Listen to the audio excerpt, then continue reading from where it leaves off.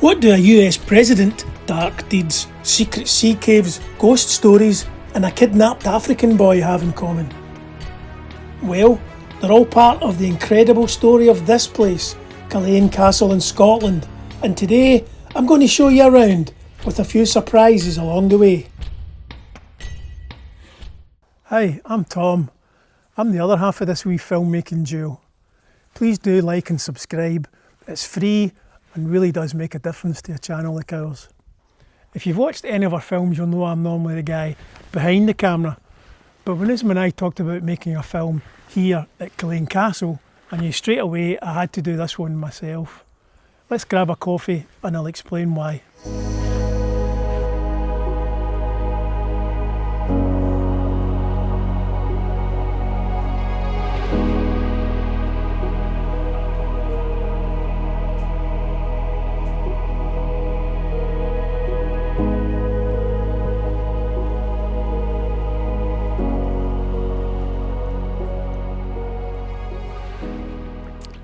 Culzean's a Gothic revival castle located in the southwest coast of Scotland. It's so beautiful it even made it on to the Scottish £5 note. And yes, it's pronounced Culzean, not Culzean. Remember that if you ever visit, you'll sound like a local. It's the ancestral seat of the Earls of Castles. And if that doesn't mean too much to you, you might recognise their name, the Kennedys. That's their clan crest, proudly displayed at the castle entrance, so no visitors are in any doubt. Avise la fin, it means consider the end. The Kennedys rose to clan prominence in the 12th and 13th centuries and were key supporters of Robert the Bruce in the Wars of Independence. The most powerful family in Carrick, they didn't rule in the sense of a monarchy, but they controlled the area nonetheless, and you messed with them at your peril.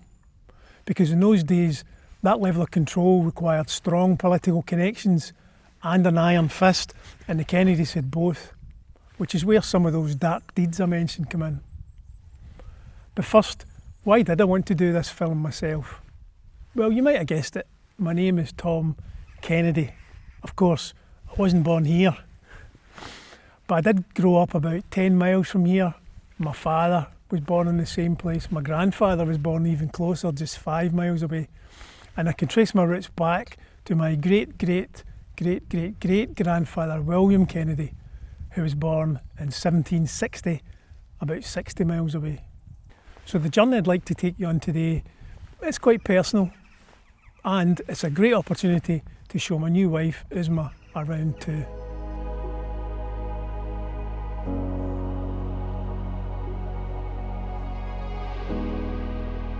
Culzean Castle's origins can be traced back to a stone tower built in the late 14th century. And when the Kennedys moved in, they made lots of alterations and extensions. It was originally known as Coif Castle, or Cove Castle, named for the cove you can see here and the natural caves at the bottom of the cliff. I'll tell you more about the illicit use of those caves later, but this magnificent castle you see today is largely down to the 10th Earl of Castle's David Kennedy, who in the 1770s hired Scotland's most celebrated architect of the day, Robert Adam, to completely transform it. It took 15 years to finish, but wow, as we stand here looking at it, 250 years later, I think it's fair to say he delivered. So we know the Kennedy clan has been tied to this area for over 600 years. Initially they were based at this smaller castle in Dunure, just down the road. Family history says this castle was captured from retreating Norwegians following the Battle of Largs in 1263. And it was here the Kennedys rose to prominence over the next few hundred years, even hosting a visit from Mary Queen of Scots. They eventually outgrew Dunure Castle, so moved a few miles up the coast here to Culzean. But how did they manage all this? How did they become so powerful? Well, I hinted at it earlier, the kind of serious ambition needed to create this from nothing and then maintain it for hundreds of years. Let's just say there's a darker side lurking underneath all the grandeur. In their rise to prominence, the Kennedys were ruthless in their dealings across Carrick. They were happy to play judge, jury and executioner whenever it suited them, and they maintained a gallows in nearby Maybole. Some enemies would be hung without royal permission, while others were dragged down into the Black Vault, never to be seen again. Their exploits built a fearsome reputation, which they used quite deliberately as a tool for obedience, and they even became notorious for grabbing church lands by force, intimidating church landowners, and bullying monks to secure what they wanted. One example in 1561 saw the fourth Earl, Gilbert Kennedy, arrange for a monk to forge signatures granting him ownership of this abbey at Glenluce. And it actually worked, but when suspicions were raised, he not only had the monk who forged the signatures killed, but then also arranged to have the monk's killer hung. Talk about covering your tracks. And in 1565, perhaps Abbey official Alan Stewart should have thought about that before refusing to hand over these lands at Crossraguel Abbey, because he was kidnapped back to the castle, and after 2 days of fruitless negotiation, he was hog-tied and roasted over an open fire until he did agree. Nice. There's plenty more Kennedy dark deeds, including murder between rival cousins, but I think I've tarnished the family name quite enough for one day, so let's go and have a look inside the castle. We're respecting Cull-AIN's rule of no filming inside the castle, so this section will be photographs only. Coming in, we're faced immediately with an imposing entrance, and one of the largest collections of military flintlocks in the world, over 700 of them.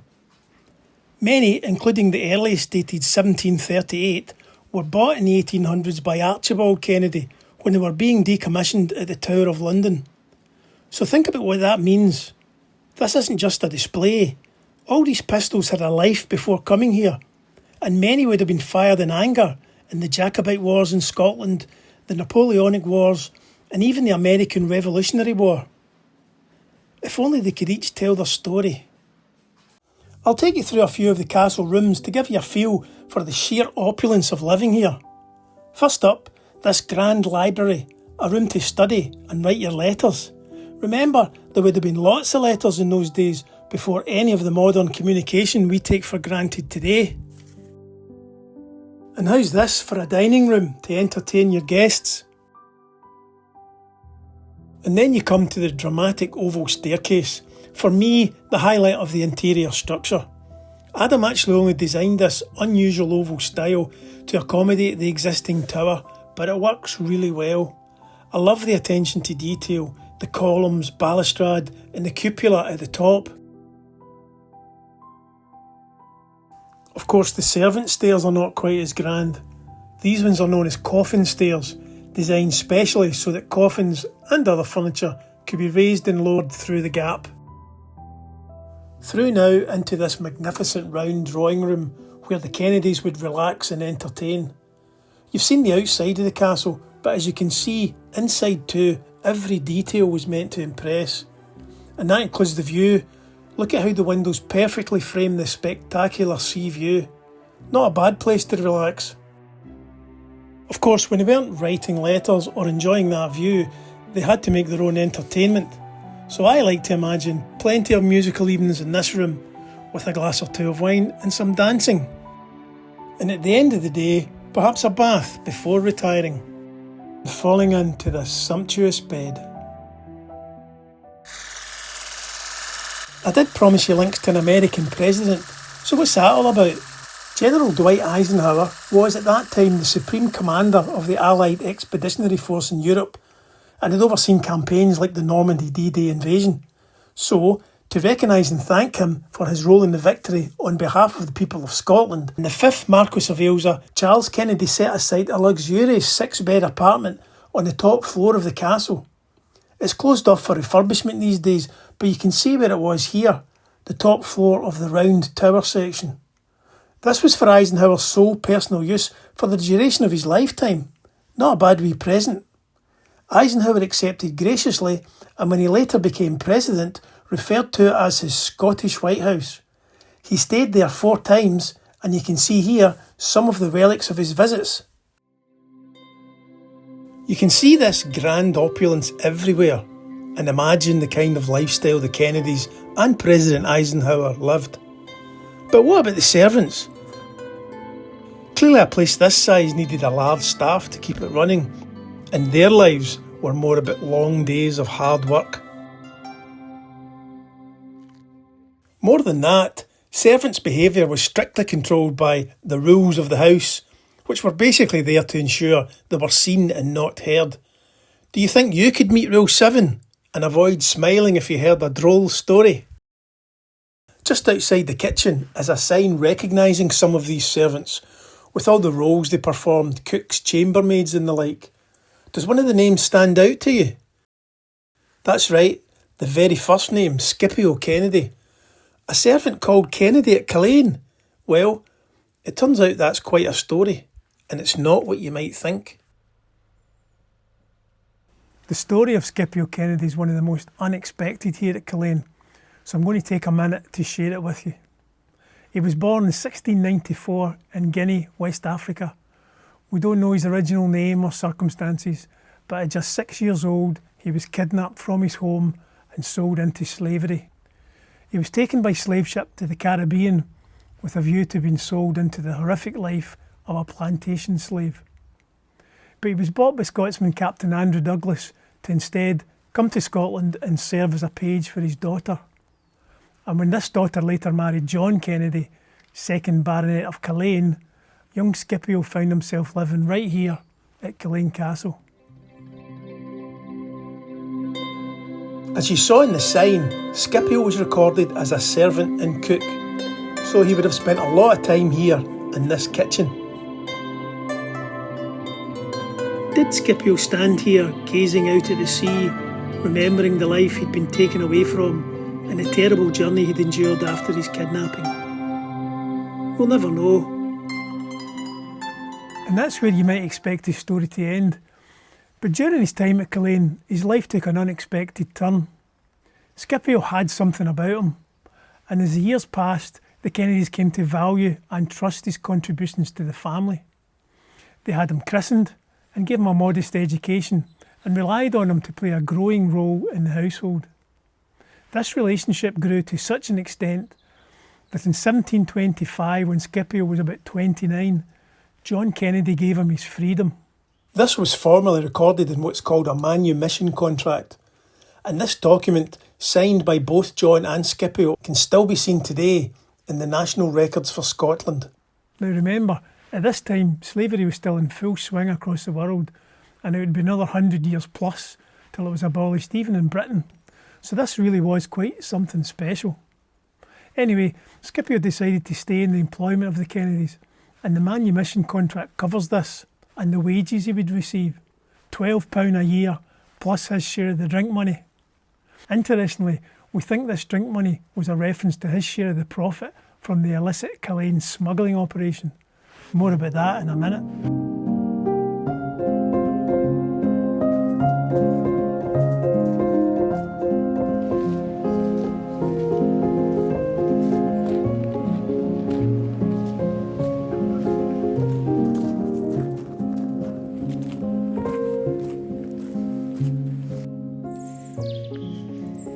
It's been argued that Scipio only stayed with the Kennedys because his options as a free man were really quite limited.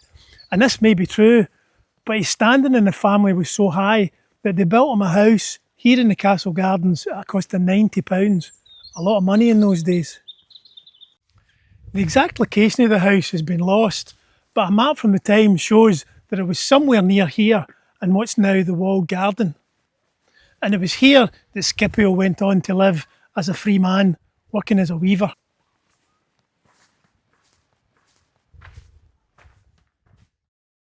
One of the benefits of becoming a free man was that Scipio could now get more involved in the local community. And he certainly did that, because 3 years later he had a child out of wedlock with a local girl, Margaret Gray. Now that was a big scandal in those days, and even became a threat to his freedom when the church got involved. But they married quickly, which quietened things down, and the couple went on to have a further 7 children. Scipio and his family then lived a good life, and he died in 1774 at the ripe old age of 80. His gravestone is here in the nearby Kirkoswald Cemetery, erected by his son Douglas.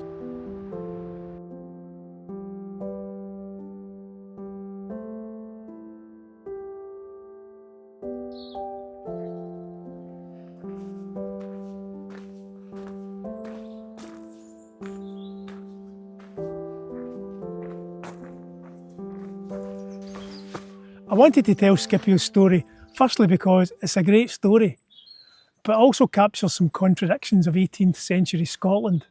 Huge wealth built on brutal power, empire and slavery, but also the power of humanity, friendship, trust and the sheer strength of human spirit. An African child kidnapped in horrific circumstances becomes a respected Ayrshire family man with descendants still living today in Scotland and beyond. It's really quite something.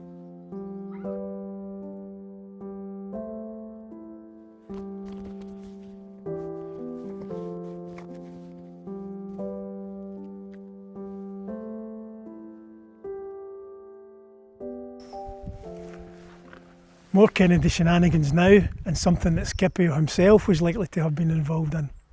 These particular dodgy dealings were centred around cull-AIN's secret sea caves. Look at how cull-AIN is perched on the cliff top, with the sea coming right into the cove below. And as it happens, there are natural caves, almost like tunnels there at the base of the cliff. Can you see them? So what, says you? Well, in the 1700s, British government tax on imported goods was high. They had all those wars to finance. And here were these secret sea caves hidden from view, accessible quietly from the sea. Perfect for smuggling. And if you've learned anything about the Kennedys so far, they weren't shy about bending a rule or two. I'll take you for a look, but first, why was smuggling worthwhile in the first place? The Isle of Man, not too far away, was under separate financial jurisdiction to the rest of Britain, and taxes there were lower. So goods from France, Spain and the like could be legitimately bought and unloaded onto the Isle of Man at a low tax rate, and then, not so legitimately, smuggled into Scotland on small boats, avoiding the higher tax here. Smart. And these secret sea tunnels and caves, hidden underneath Culzean Castle, were perfect for landing and storing the smuggled goods before distributing them across Carrick and beyond. Look, you can easily imagine a small boat arriving quietly and unloading their illicit cargo before skulking off into the night. So, the smuggling operation at Culzean became big business. Wine, brandy, gunpowder, tobacco, you name it, it came through these caves. And it's believed at the time a stairway existed between the caves and the castle kitchen above to make the transfer of goods easier and keep it all hidden from the prying eyes of any curious tax collection officers.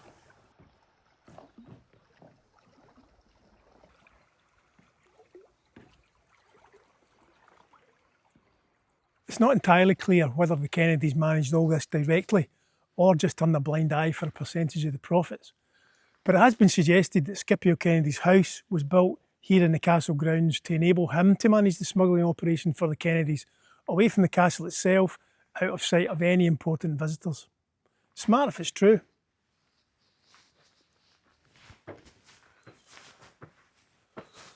But all good things must come to an end, and it all came crashing down in 1765, when the British government took fiscal control over the Isle of Man and raised the taxes.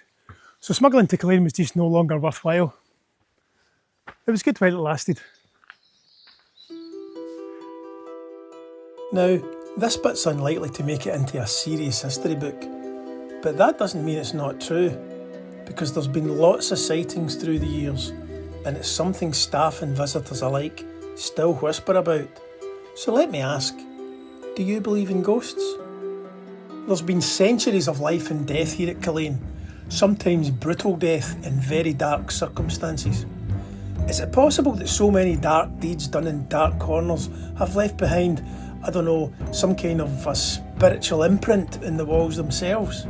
Culzean is said to be one of Scotland's most haunted castles, so I did a little digging, and I heard stories of hearing footsteps in empty corridors, voices and laughter in rooms, but when you enter, no one's there. An apparition of a woman ascending that oval staircase we saw, and several reports over the years of a young girl seen running through the corridors near the kitchen. Have you ever had a paranormal experience? The one I heard the most was about a piper and his dog. They had been climbing the steps between the caves and the castle and just disappeared, never to be seen again. And now on stormy nights, or on any Kennedy girl's wedding day, you can hear the sound of a single piper's lament coming from deep beneath the castle.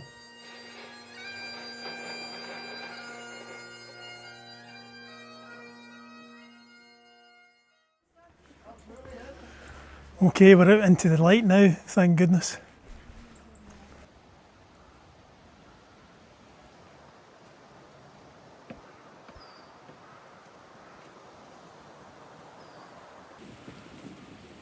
We're able to explore the estate today because in 1945 Charles Kennedy gifted it to the people of Scotland, and it's managed by the National Trust for Scotland, who've done a wonderful job in creating and maintaining the site as a tourist attraction. And the gardens are spectacular. Let me give you a quick tour.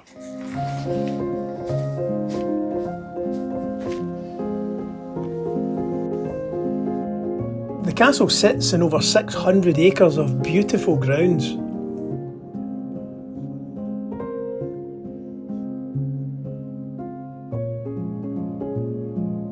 It includes parks, woods, a swan pond, deer park, as well as the cliffs and beach. And there are several marked walks to help you see it all. There's a great adventure play park for the young ones. It's hard to imagine smugglers and ghosts when you're surrounded by flowers and sunshine. So we're just going to wander around the gardens for a while now.